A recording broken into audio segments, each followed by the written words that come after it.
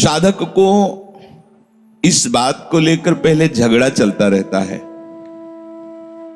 कि ये सांसारिक व्यवहार ठीक है या प्रभु की प्राप्ति ठीक है। बहुत से तो इसी झगड़े में पहले वाले सूत्र में परास्त हो जाते हैं। यार माता पिता भाई बंधु परिवार रिश्ता नाता बालक ये सब इसको तो करना ही है, यही तो धर्म है। मेरे सिवा इनका कोई नहीं है और इनके सिवा मेरा कोई नहीं है, इसलिए मेरा कर्तव्य बनता है इनका पालन पोषण करना। उपासक पहले ही निश्चय में गिर जाता है। जो सत्संग नहीं किए वो, जैसे ये प्रश्न भी सत्संग में ही उठता है। जब हम सत्संग में भगवत प्राप्ति की बात या शास्त्र स्वाध्याय से संतों की वाणी से जब हम ये निश्चय करने के लिए तैयार होते हैं, पहले तो निश्चय करने की ही वृत्ति नहीं आती, पर जब हम तैयार होते तो हमारे सामने दो दिखाई देते।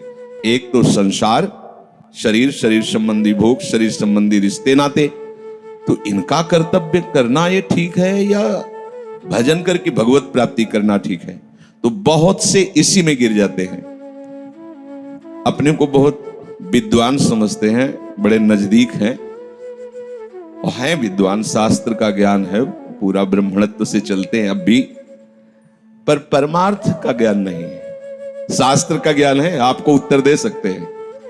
जब उनसे कहा कि भाई भजन करने का समय है, कर लो नहीं तो पछताओगे, तो उनके मुख से निकला कि प्रारब्ध में होगा तो भगवत प्राप्ति हो जाएगी, भजन हो जाएगा। अब तो हम तुरंत जवाब दिया, ये कोई कर्म फल है भगवत प्राप्ति?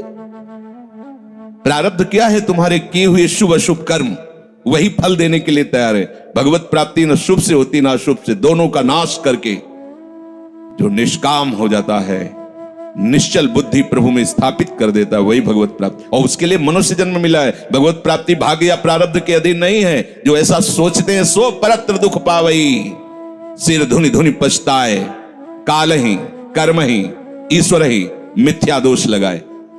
शरीर का स्वस्थ रहना या अस्वस्थ हो जाना, प्रतिकूलता अनुकूलता मिलना, लाभ हानि मिलना, ये सब भाग्य से है।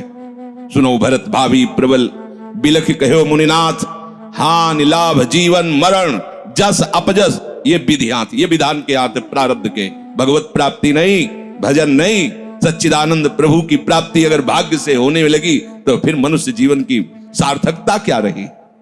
हमें भाग्य निर्माण करना है। ये जो हमारा जन्म हुआ ये भाग्य के अधीन नहीं है, ये नवीन भाग्य निर्माण करने के लिए है। नहीं तो आदेश ही नहीं देते भगवान। पशुओं को आदेश नहीं दिया जाता क्योंकि वो भाग्य के अधीन है।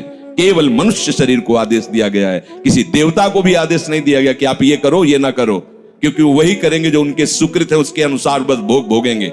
आगे कुछ नहीं कर सकते, नवीन कर्म नहीं कर सकते, न नारकी जी कर सकते हैं न स्वर्ग के कर सकते हैं।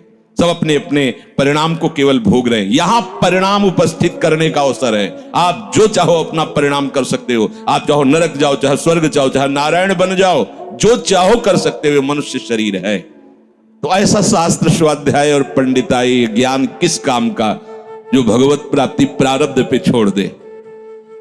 तो कुछ जन हैं जो शास्त्र स्वाध्याय करके या संतों की वाणी सुनकर इस विचार में आते हैं कि मुझे क्या करना चाहिए, परिवार का पोषण या भगवत प्राप्ति।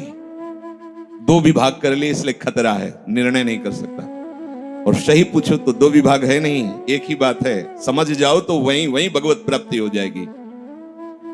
अब उसके विचार में आता है कि अभी तो ब्याह हुआ है, या अभी छोटे छोटे बच्चे हैं, या अभी बच्चों का ब्याह किया है, अभी नए हैं, क्या जाने संसार का। मेरी आवश्यकता है, नहीं तो संसार इनको परेशान कर देगा। और वो अपने अहम जनित कर्ता भाव से ऐसा बंध जाता है कि निर्णय ही नहीं कर पाता। समझो रे भाई लोगो, समझो रे दीवाना, अरे हिया नहीं रहना, करना अंत पयाना।